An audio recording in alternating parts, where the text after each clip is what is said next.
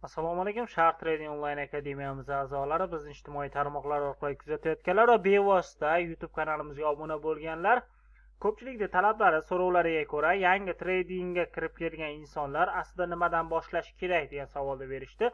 Tradingga kirib keldingizmi, ya'ni trader bo'lmoqchimisiz? Srazi brokerlardan ro'yxatdan o'tib depozitni bosib savdoni boshlab yormaysiz. Siz eng birinchi qiladigan narsangiz bu o'zi trading nimaligini tushunib olishingiz kerak. Tradingda qanday qilib analiz qilasiz? Xo'p, strategiyalar o'rganibsiz. Qaysi platformada analiz qilinadi? Nima maqsadda analiz qiladi? Mana shu savollarga oldin javob topib olishingiz kerak. Ya'ni bugun ertalab kirib kelib, abitdan keyin asraz depozitni bosib oling degan joyi yo'q. Shuning uchun siz birinchi qiladigan eng to'g'ri qaroringiz bu bizni YouTube kanalimizga o'tib obuna bo'lib qo'yganingiz yoki obuna bo'lmagan bo'lsa endi bo'lib qo'ying va keyingi qiladigan ishlar esa albatta siz tradingda avvalo analiz qilishni bilishingiz kerak, ya'ni tahlil qilishni bilishingiz kerak. Tahlil qilish uchun qaysi instrumentlar kerak bo'lishligini bilishingiz kerak yoki qaysi platforma, qaysi programmalar orqali analiz qilamiz. Hozir kim qaysi platformadan foydalanyapti, shu haqida bilishingiz kerak. Men qisqaroq qilib tushuntirib beraman. Ko'pchilik foydalanadigan platforma bor, ya'ni TradingView ilovasi. Bugun shu haqida gaplashamiz. Bu darsimiz professional trading bilan shug'ullanayotganlar uchun emas, ensalari qotmasin. Bu tradingga yangi kirib kelganlar yoki bo'lmasa TradingView ilovasini qanday qilib ishlatsam ekan deyotganlar uchun. Shuncha agar siz avval trading bilan shug'ullanayotgan bo'lsangiz, videoni bemalol chekkacha ko'rdingizmi, shunchaki to'xtatish belgisini bosib, keyingi videolarimizga o'tib ketavering. Ya'ni YouTube kanalimizdagi bu faqat yangilar uchun. Xo'p, birinchi navbatda siz savdo qilar ekansiz, sizga mana shunaqa TradingView deb qulayingizga quyib tashlashgan ilova kerak bo'ladi. Bu ilovani qayerdan topamiz va bu ilovani karomati o'zi nima edi? Ya'ni bizga nima qilib bera olardi? Bu ilova orqali siz bir vaqt o'zida jonli ravishda onlayn bozordagi narxlarni ko'rib borishingiz, tahlil qilishingiz mumkin bo'ladi. Google ga kirasiz, tradingview.com deb yozasiz, chiqadi sayt. Saytiga kirib, xohlasangiz kompyuter bo'lsa kompyuter uchun, telefon bo'lsa telefon uchun yuklab olasiz. Telefonda ham, kompyuterda ham bir xil ishlaydi. Ya'ni platforma bir xil. Hech qanaqa kamchilik qo'shilmagan. Ya'ni kompyuterda ko'proq, telefonda kamroq instrument bor degan joyi yo'q. Kirganingizdan keyin chap tomon yuqorini mana bunaqa joyini shunday bosasizda, endi hozir men kirib qo'yganman, ya'ni men bu yerda akkauntim ulanib turibdi, mana Sharq Trader bo'lib. Sizda ulanmagan bo'ladi, pastda ulash chiqadi, ya'ni white chiqadi.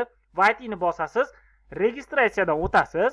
Ya'ni registratsiya tugmachasini bosib, Google orqali registratsiya qilish degan tugmachani bosib qo'yadigan bo'lsangiz, через Google Gmail, ya'ni Gmail pochtangiz orqali akkauntingiz ulanib qoladi. Ya'ni ulansa, mana bu joyda Gmailingiz nomi chiqib qoladi. Menda Sharq Trader. Sizda ham chiqadi. Kirganingizdan keyin platforma nima qilib beradi va nimalardan iborat o'zi platforma? Platformaning chap tomonida bizga kerakli analiz instrumentlari bor. Bularni birma-ketin ko'rib chiqamiz. Va yuqorida poisk belgisi desa, bizga bu joydan savdo juftliklarini qidirib topishimiz mumkin. Ya'ni biz nimada savdo qilsak, shuni bu yerdan topamiz. Misol uchun, hozir VSEda turibdi. Aksiya bo'limiga o'tadigan bo'lsak, bu yerdagi savdo aksiyalari, ya'ni onlayn bozordagi savdo aksiyalarini ko'rishimiz mumkin. Misol uchun, mana bu joyda Tesla ustiga sichqonchani chap tugmasini bir marta bosganimizda, sodda qilib o'rgatyapman. Bizda ekranimizda hozir загрузка ketyapti, ya'ni yuklab olyapti. Tesla'ni bozordagi bir dona aksiyasini narxini ko'rsatib beradi, ya'ni dollarga nisbatan mana $435.75 ekan bir donasi. Yana poiskga kirib, xohlasak fond bo'limiga o'tadigan bo'lsak, fond, futures bo'limida futures savdolari, hozir bu joyda simvol topilmadi deyapti. Poiskdagini o'chirib tashlaymiz Tesla'ni. Mana futures bo'limida futures savdolari, forex bo'limi bu albatta biz savdo qiladigan valyuta juftliklarini o'z ichiga oladi.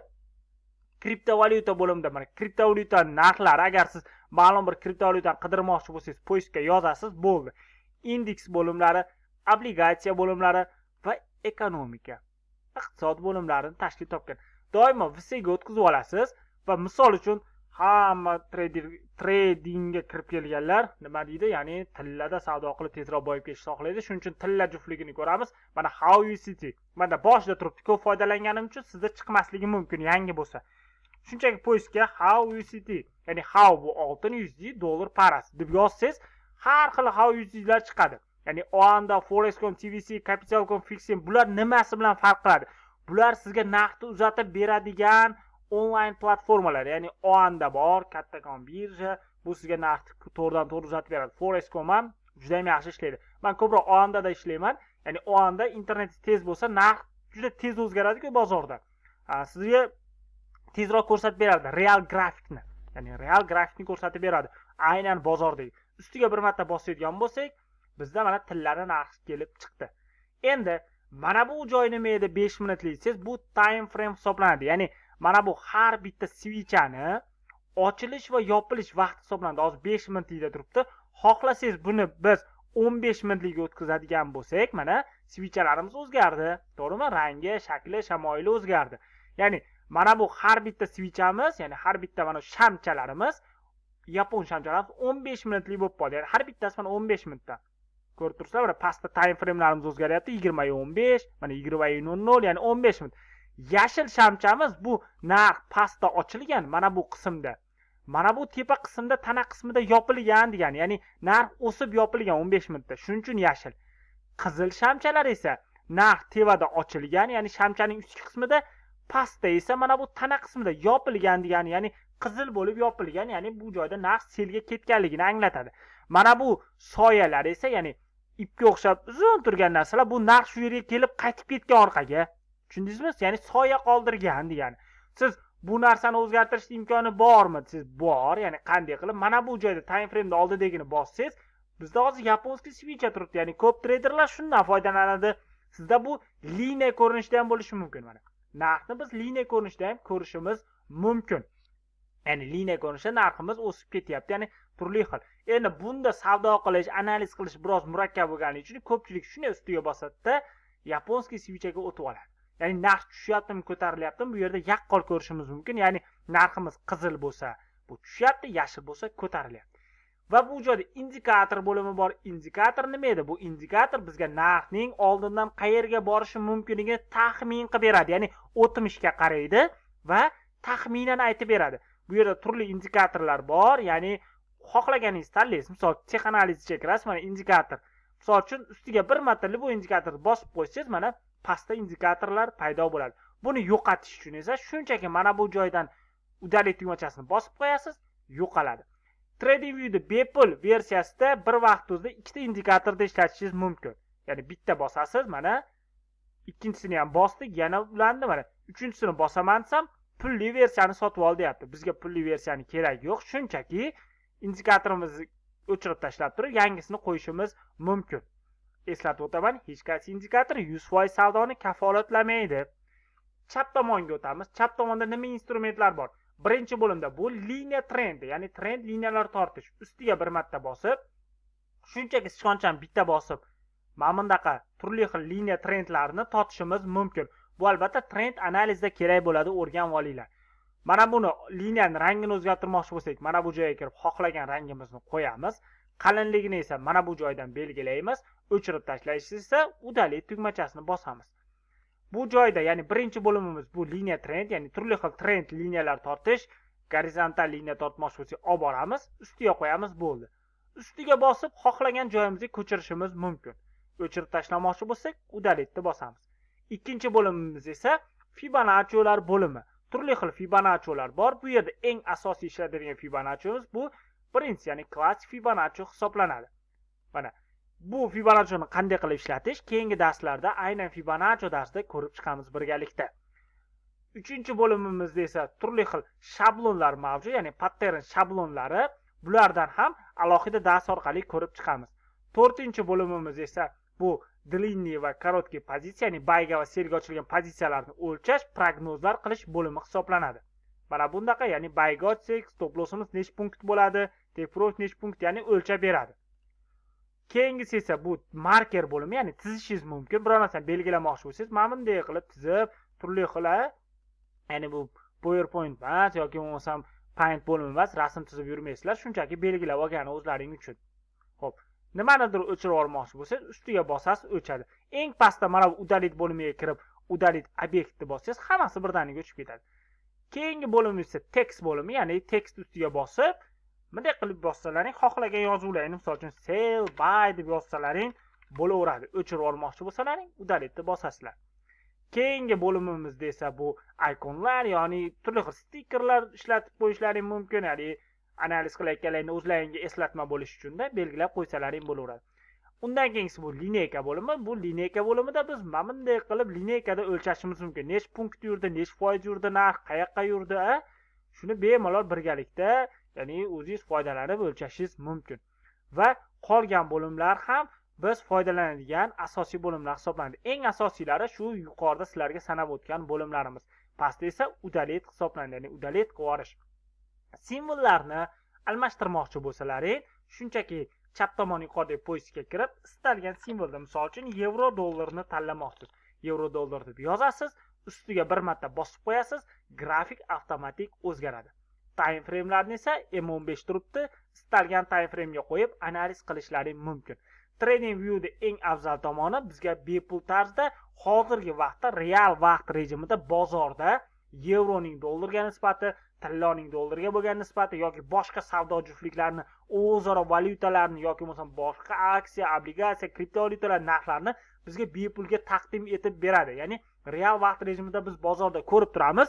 Aytaylik, tillar narxi qancha bo'lyapti yoki bir dona bitcoinning narxi qancha bo'lyapti. Misol uchun biz kriptovalyuta bo'limiga o'tadigan bo'lsak, mana bitcoin USDT, ya'ni bitcoinning bir donasi narxi qancha bo'lyapti? Hozir 88.021 dollarni tashkil etmoqda ekan. Ya'ni mana shunaqa bizga bozordagi narxlarni bizga bepul taqdim qilib beradi. Biz ularni analiz qilamiz.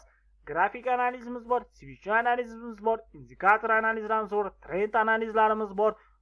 Mana shu analizlar orqali bemalol mana shu instrumentlardan foydalanib shu joyda tahlil qilamiz bozorni. Ana undan keyin brokerimizga o'tib savdo qilishimiz mumkin. Agar siz hali ham brokerdan ro'yxatdan o'tmagan bo'lsangiz, shunchaki YouTube kanalimizga kirasizlar. Mana bu главный bo'limiga o'tadigan bo'lsangiz, mana bu joyda RoboForex degan eng ishonchli broker bor. Mana shu brokerdan qanday qilib to'liq ro'yxatdan o'tish, verifikatsiya qilish, O'zbekistonda turib pul tushirish Humo.uz karta orqali pulni qanday qilib foizsiz yechib olish mumkin, ishonchli hisob raqam ochish bo'yicha bu yerda bepul video dars bor. 30 minutlik erinmasdan ko'rib chiqing, chunki siz bir donagina noto'g'ri brokerdan ro'yxatdan o'tishingiz ertaga millionlab ishlab topgan pulingizni yechib olishda muammolarga olib kelishi mumkin. Videoni shu joyda to'xtatamiz, chunki biz hozircha Trading View bilan shunchaki tanishib chiqdik. Keyingi darslarimizda Xudo xohlasa sizlar bilan endi analiz qanday qilinadi, ya'ni grafik analizlar, switchnoy analizlar, texnik analizlarimiz, trend analizlar bir-biridan nima bilan farqladi va buni qanday qilib amalga oshirish kerak? Mana shu savollarga birinma-ketin birgalikda javob topib boramiz. Albatta barcha darslar bepul bo'ladi. Barcha darslarimizni Sharp Trading YouTube kanalimiz orqali bepulga qo'lga kiritishingiz mumkin bo'ladi. Hozir siz qiladigan ish shunchaki Trading View'da yuklab olasiz, ilovadan ro'yxatdan o'tasiz, instrumentlarni mustaqil ravishda bir qator yana ko'rib chiqasiz va albatta boshida aytganimdek Sharp Trading YouTube kanaliga o'tib, RoboForexda to'liq ro'yxatdan o'tish video darsini ko'rasiz. Siz hali ham brokerdan ro'yxatdan o'tmagan bo'lsangiz, ushbu video dars asosida brokerdan, ya'ni RoboForex brokerdan ro'yxatdan o'tib tayyor holatda turasiz. Depozit qilishingiz hozircha shart emas, chunki hali analiz qilishni o'rganganingiz yo'q. Analiz qilishni to'liq o'rganganingizdan so'ng aynan o'sha shotingizga pulni tashlaysizda, bemalol savdo qilishingiz mumkin bo'ladi. Eslatib o'taman, boyib ketishga shoshilmang. Hamma narsa sabr bilan bo'ladi. Birdaniga hammasini o'zlashtiraman, birdaniga boyib ketaman degan xayollar bilan harakat qilar ekansiz, harakatingiz nima bo'ladi? Samarasizroq bo'lib qolish ehtimoli yuqori bo'ladi. O'xshashi mumkin, lekin ko'nglingizdaqa chiqishi juda ham kam. Shuning uchun shoshilmaymiz. Trading, savdogarlik bu shoshilishni yoqtirmaydi. Shunchaki ichki xotirjamlikni saqlagan holatda birinma-ketin video darslarni ko'rib, brokerdan ro'yxatdan o'tib qo'yib, depozit qilib, kichik summalar bilan savdoni boshlashimiz mumkin bo'ladi. Sog' bo'linglar, salomat bo'linglar. Videoni shu joyigacha ko'rgan bo'lsangiz, manfaatli bo'lgan bo'lsa, fikrlaringizni kommentariyada qoldiring. Sizlar bilan Sharp Trading